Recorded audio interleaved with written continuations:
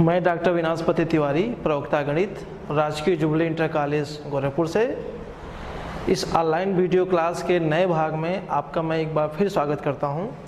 आज हम लोग कक्षा 12 विषय गणित अध्याय 5 सांतत्य एवं अवकलनीयता कॉन्टिन्यूटी एंड डिफरेंशियबिलिटी के चौथे भाग का अध्ययन करने जा रहे हैं।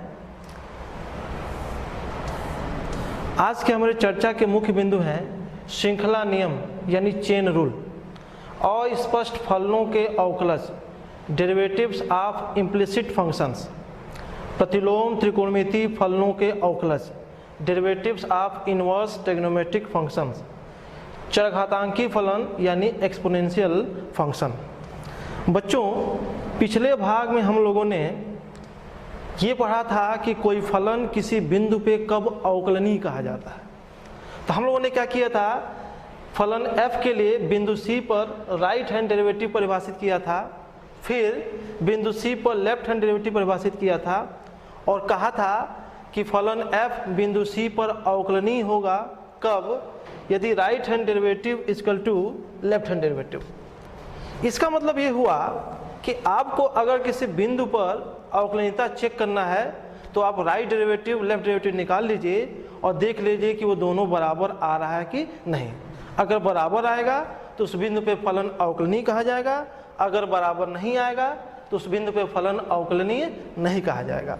उसके बाद हमने कहा था आपसे कि जो दोनों का उभयनिष्ठ मान है यानी राइट डेरिवेटिव लेफ्ट डेरिवेटिव का उभयनिष्ठ मान है, उसको हम लोगों ने एफ डैश सी लिखा था, जहाँ एफ डैश सी का मान limit x tending to C f x minus f C upon x minus C कहा था।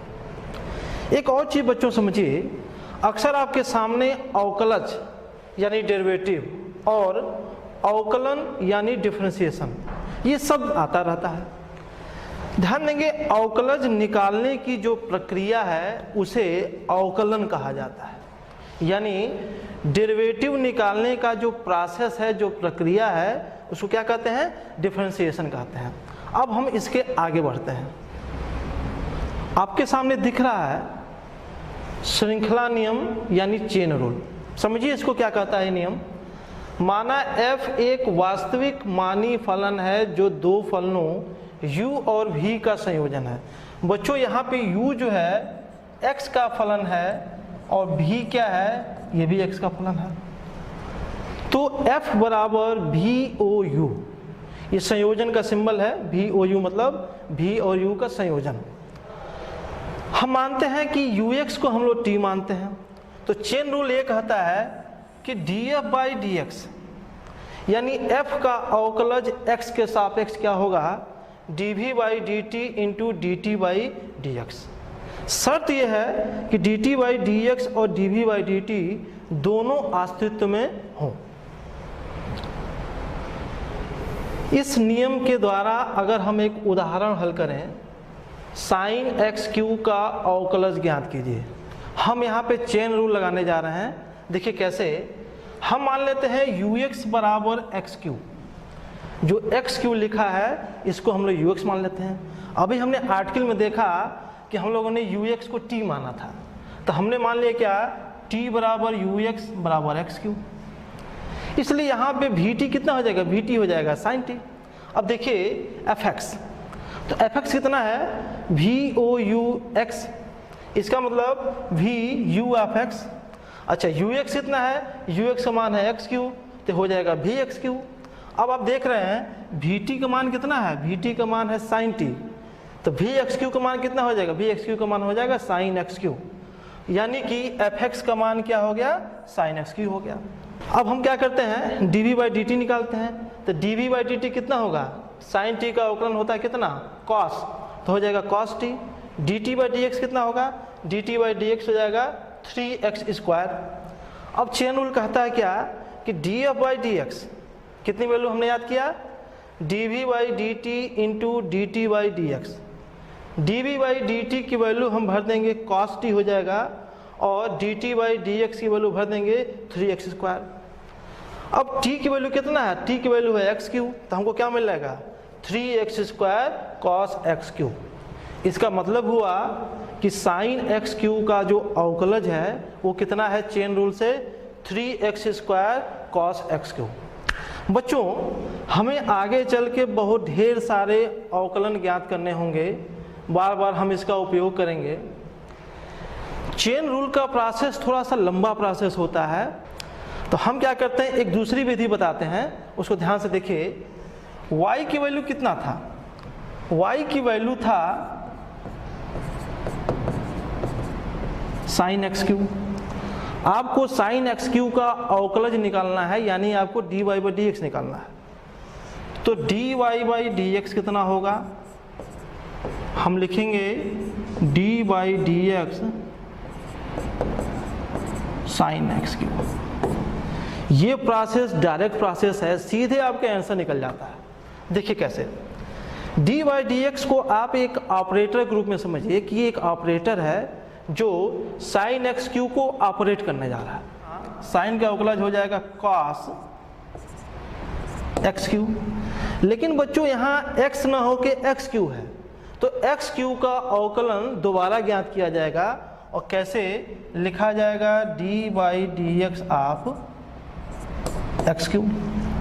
अब एक्स क्यू का अवकलज क्या होगा, तो 3 बाहर हो जाएगा और एक पावर कम हो जाएगा, तो इसकी वैल्यू कितनी हो जाएगी, ये हो जाएगा 3x² और ये हो जाएगा कितना cos x क्यू। ये आपका देखिए आंसर आ गया। एक दूसरा एग्जांपल अगर हम लें, मान लेते हैं y बराबर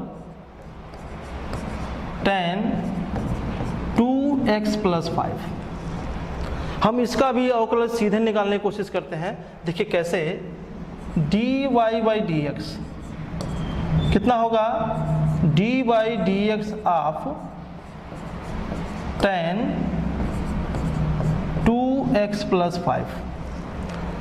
अब tan 2x + 5 हमको फॉर्मूला क्या याद है, D by d x of tan x बराबर sec² x के जगह पे यहाँ 2x + 5 है, तो इसकी वैल्यू हम क्या लिखेंगे, इसकी वैल्यू लिखेंगे sec² 2x + 5। लेकिन 2x + 5 का अवकलज फिर निकाला जाएगा और कैसे लिखा जाएगा, d by d x of 2x + 5। ध्यान देंगे यहाँ मैं लिख रहा हूँ sec² 2x + 5 गुणे, जब इसका अवकलज निकालेंगे तो 2 बाहर हो जाएगा, x का अवकलज 1 हो जाएगा और 5 अचर है उसका अवकलज 0 होता है, तो कितना होगा ये 2 गुणे 1 और धन 0। तो हमें आंसर क्या मिला, हमें आंसर मिला 2 sec² 2x + 5। बच्चों चेन रूल आप पढ़ लीजिएगा, तैयार कर लीजिएगा, लेकिन कोशिश करिएगा कि जहां अवकलज निकालने की जरूरत हो वहां आप सीधे अवकलज निकालने की प्रैक्टिस कर लीजिएगा।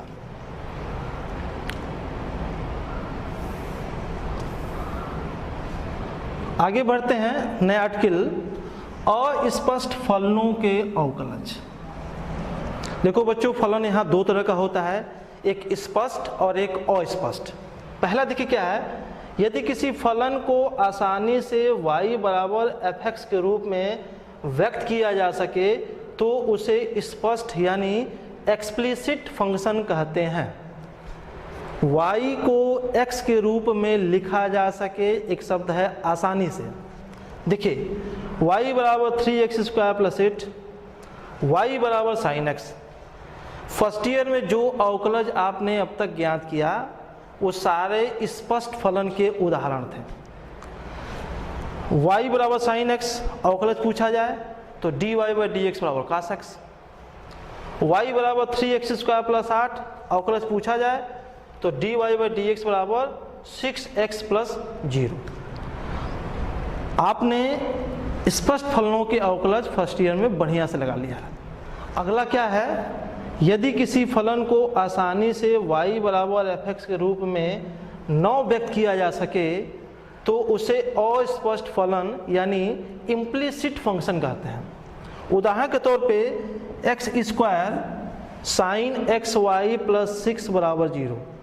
आपसे मैं कहूँ कि इसको y बराबर fx के रूप में लिखिए तो शायद आप लिख लें लेकिन बहुत आसानी से नहीं लिख पाएंगे, इसीलिए यह अस्पष्ट फलन का एक उदाहरण है। अब हमें यहाँ पर अस्पष्ट फलनों का ही अवकलज समझना है। देखिए कैसे, y प्लस साइन y बराबर cos x।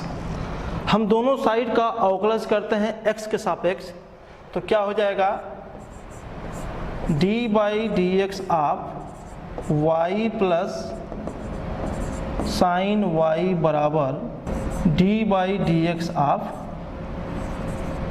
cos x। y का अवकलज होगा कितना, d y by d x plus d by d x of sine y बराबर d by d x of cos x। देखिए ये लिखा है d y by d x plus sine y है, तो साइन का अवकलज होता है cos, तो मैं लिखूंगा यहाँ पे cos y, और y का अवकलज क्या होगा, y का अवकलज होगा d y by d x. cos x का अवकलज कितना होता है माइनस साइन x। तो हमें क्या मिला, हमें मिला d y by d x, अगर हम कॉमन करें तो मिलेगा 1 प्लस cos y बराबर माइनस साइन x। तो d y by d x बच्चों कितना होगा minus sine x upon 1 plus cos y। एक चीज बच्चों आपको और समझना है, कभी कभी कुछ फलन स्पष्ट रूप में भी व्यक्त किए जाते हैं और अस्पष्ट रूप में भी। जैसे x square plus y square बराबर ए स्क्वायर, ध्यान देंगे इसमें एक्स वाई एक में लिखा गया है, इसलिए यह अस्पष्ट रूप है।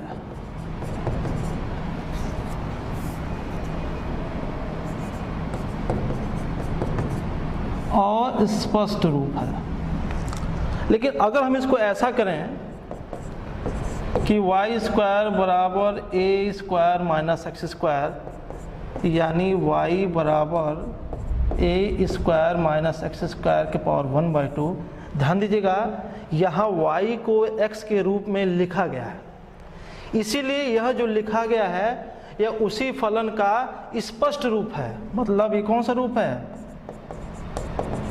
स्पष्ट रूप है। आप इसका अवकलन करेंगे तो स्पष्ट रूप में नहीं बल्कि अस्पष्ट रूप में आएगा, और इसका अवकलन करेंगे तो वो स्पष्ट रूप में आएगा। दूसरी बात, आप अगर इसका अवकलन करेंगे तो आपके अवकलज में y आएगा, लेकिन जब आप इसका अवकलज ज्ञात करेंगे तो आपके उत्तर में y नहीं आने वाला है। तो मैं विश्वास करता हूँ, ये उम्मीद करता हूँ कि आप स्पष्ट और अस्पष्ट फलन भली भांति समझ चुके होंगे। अगला टॉपिक, प्रतिलोम त्रिकोणमितीय फलनों के अवकलज, derivatives of inverse trigonometric function. आप अध्याय 2 में प्रतिलोम त्रिकोणमितीय फलन को बहुत ठीक ढंग से आप पढ़ चुके हैं।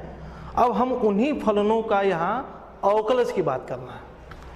पहला फलन लेना है f(x) बराबर साइन इनवर्स x का अवकलज ज्ञात कीजिए।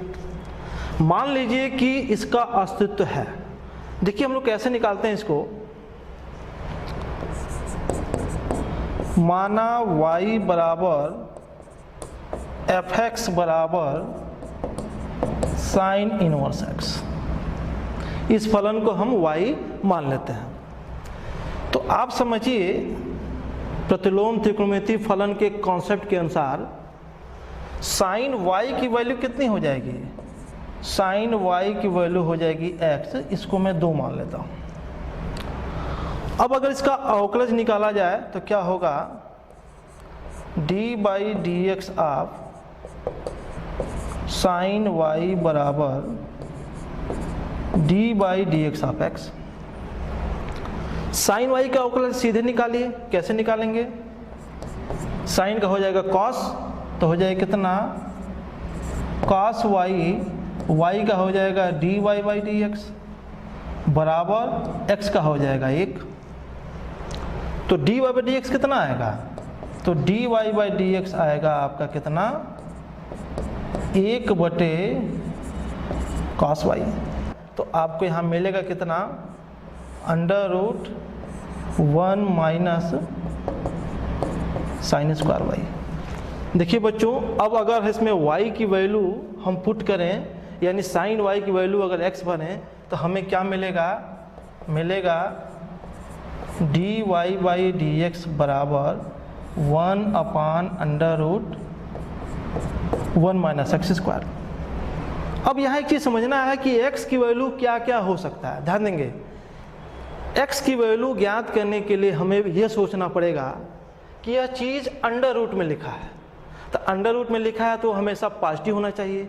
ध्यान देंगे, हर की वैल्यू 0 नहीं होनी चाहिए, क्योंकि 0 होगा तो इसकी वैल्यू अपरिमित हो जाएगा। इसका मतलब ये हुआ कि 1 माइनस एक्स स्क्वायर की वैल्यू 0 से बड़ा होना चाहिए। इसका मतलब हुआ, आपने फर्स्ट ईयर में पढ़ा होगा रैखिक समीकरण का, उसके हिसाब से एक्स स्क्वायर माइनस 1 की वैल्यू लेस देन 0 होगा, और इसका मतलब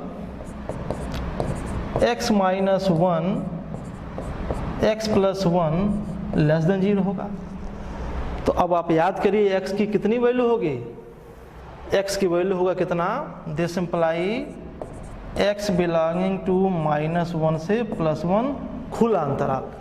मतलब x की वैल्यू -1 नहीं हो सकता है, x की वैल्यू +1 नहीं हो सकता है, x की वैल्यू -1 +1 के बीच में कोई भी वास्तविक संख्या हो सकता है। तो हमको मिला क्या, हमें एक यहाँ फार्मूला मिला क्या कि therefore d by d x of sine inverse x बराबर 1 by under root 1 minus x square. जहाँ x क्या है, तो x हमारा है x बिलोंगिंग टू -1 से +1। बच्चों, ये एक फार्मूले के रूप में है, आप इसको भली भांति याद कर लीजिएगा। इसी प्रकार जो बाकी के प्रतिलोम त्रिकोणमितीय फलन हैं उनका भी अवकलज आप निकाल सकते हैं।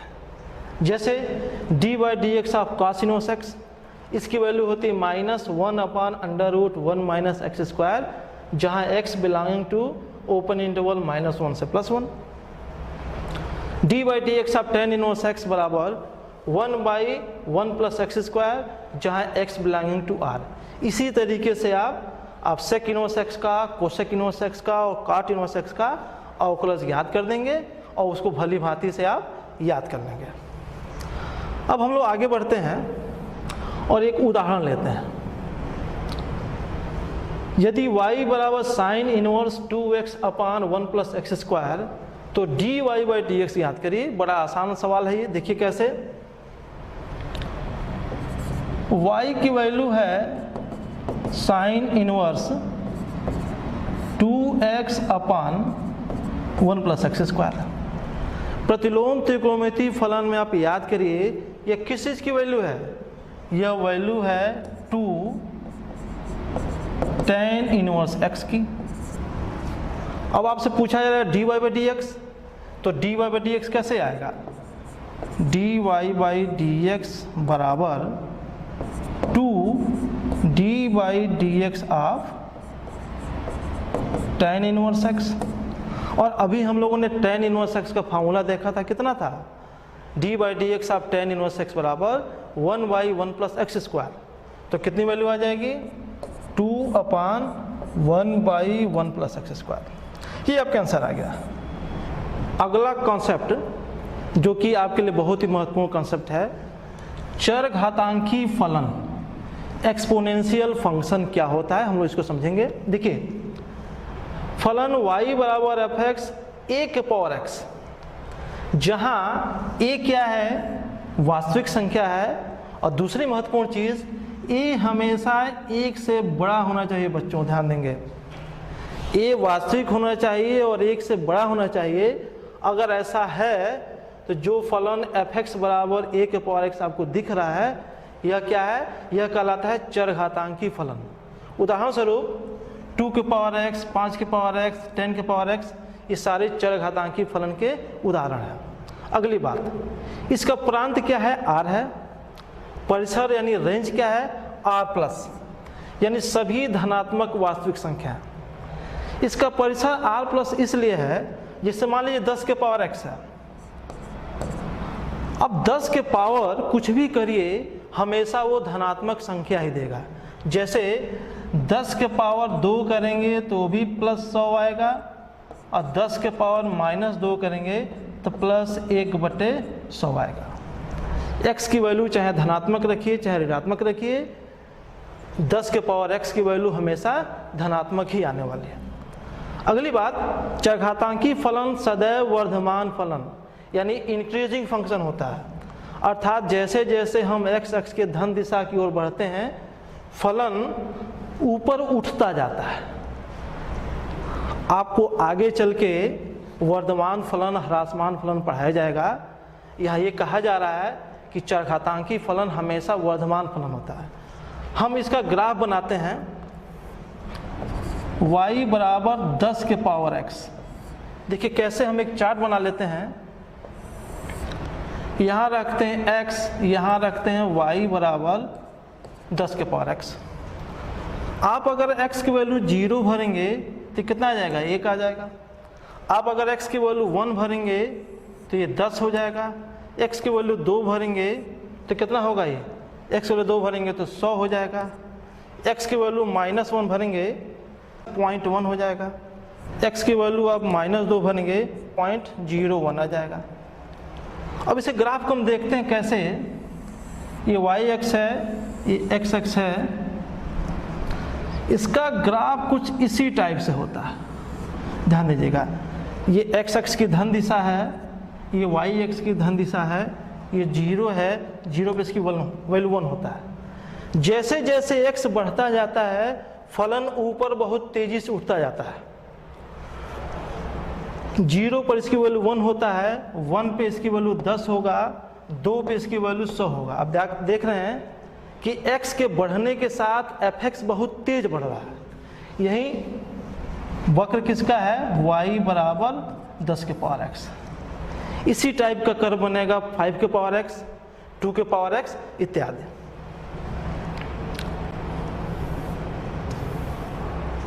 आगे एक नोट लिखा है, जो 10 के पावर x हम लोगों ने भी देखा, जिसका ग्राफ भी देखा, उसे कहते हैं क्या?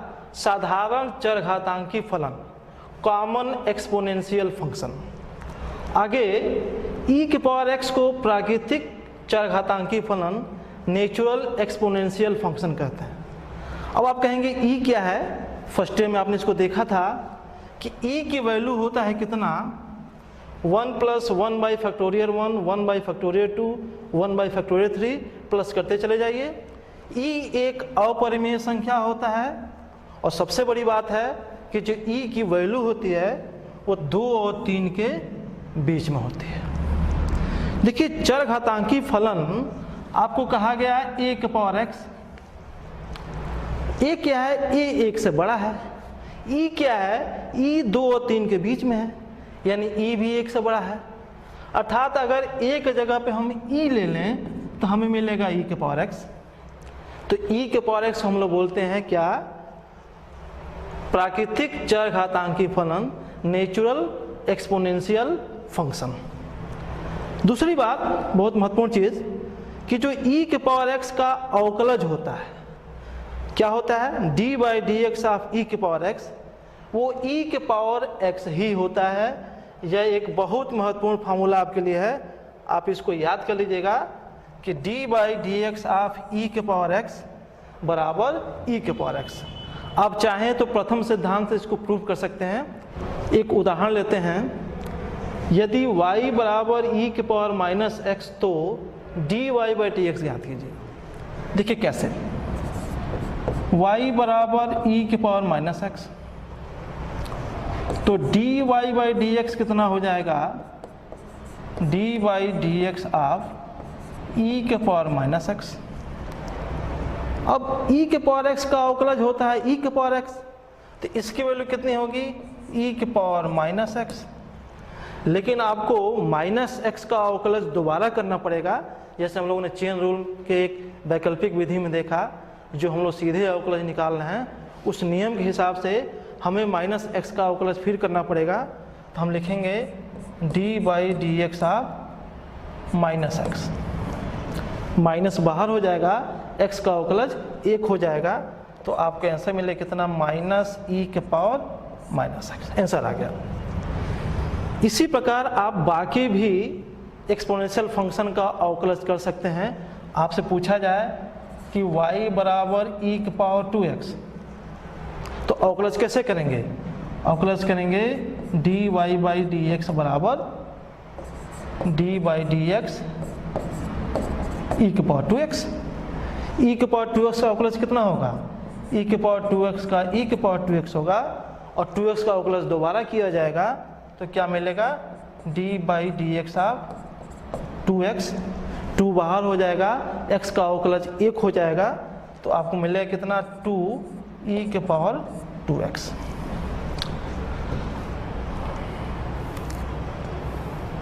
अगला, यदि y बराबर e के पावर साइन इनवर्स x, तो dy/dx ज्ञात कीजिए। तो कैसे? dy/dx कैसे निकलेगा? d/dx आप e के power sine inverse x, exponential का डेरिवेटिव है, तो कितना होगा? ये होगा e के पावर साइन इनवर्स x। अब साइन इनवर्स x का अवकलज दोबारा होगा, तो क्या होगा? d/dx of sine inverse x। Sign inverse x का अवकलज कितना होता है हम लोगों ने अभी पढ़ा था, क्या हो जाएगा? e के power sine inverse x upon under root 1 minus x square, ये आपका आंसर आ गया। बच्चों, इतना पढ़ने के बाद हम आपको एक गृहकार्य दे रहे हैं, और ये उम्मीद करते हैं कि आप इस गृहकार्य को बड़े आसानी से सॉल्व कर लेंगे। बहुत जल्द हम लोग कुछ नए कॉन्सेप्ट के साथ नए वीडियो में मिलेंगे। Okay, thank you.